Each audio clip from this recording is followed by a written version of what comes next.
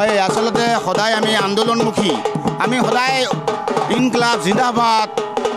আমাৰ দাবি মানিবই লাগিব এইবিলাক থাকিবই তাৰ পৰিৱৰ্তে আজি আমি নিজৰ যিটো বাদ্য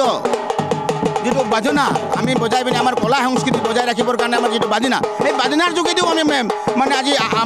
নিবেদন কৰিবলৈ আহিছোঁ সদায়তো আন্দোলনমুখী কেতিয়াও আমি হ'ব নোৱাৰোঁ আৰু হ'লেও চৰকাৰে মানে যেনেকৈ যি কৰিলেও আমাৰ দাবীসমূহ যিকোনো প্ৰকাৰে হ'লেও আমি দৃষ্টিগোচৰ কৰাবলৈ চেষ্টা কৰিছোঁ আজি আমি বাদ্যযন্ত্ৰ লৈ হ'লেও আহি আজি চৰকাৰৰ দৃষ্টিগোচৰ কৰাইছোঁ কাৰণ আমাক লাগে আমাৰ যিটো মৌলিক অধিকাৰ 351 টকা মাটিৰ পাট্টা চক আগতে নিৰ্বাচনৰ পূৰ্বে ঘোষণা হৈছিল এইবিলাক যে 351 টকা দিয়া হ'ব চাহ শ্ৰমিকক মাটিৰ অধিকাৰ দিয়া হ'ব ভূমিহীন চাহ শ্ৰমিকক ভূমি দিয়া হ'ব কিন্তু আমি একো দেখি নাপালোঁ সেইকাৰণে আমি আজি আচলতে এই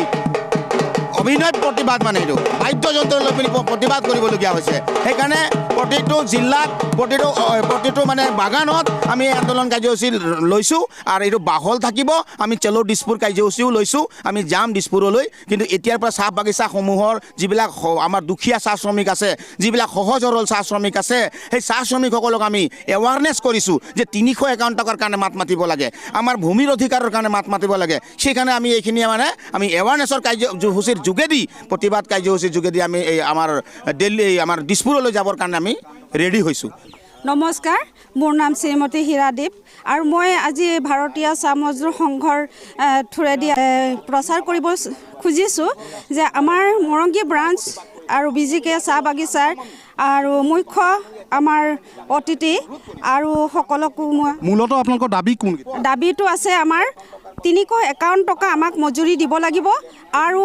যি আমাৰ পাইপবিলাক আছে আমি বহুত অসুবিধাৰ মাজত আছোঁ আৰু এই অসুবিধাবিলাক যাতে আমি অসমৰ মুখ্যমন্ত্ৰী ডাঙৰীয়াক আমি উনুকিয়াই দিছোঁ তেখেতে যদি আমাক এইবিলাক সুবিধা নিদিয়ে তেতিয়াহ'লে আগন্তুক যি তেওঁবিলাকে প্ৰস্তুতি চলাইছে সেই প্ৰস্তুতিত তেওঁবিলাকে সঁচাকৈ আমাৰ পৰা লাভৱান হ'ব নোৱাৰিব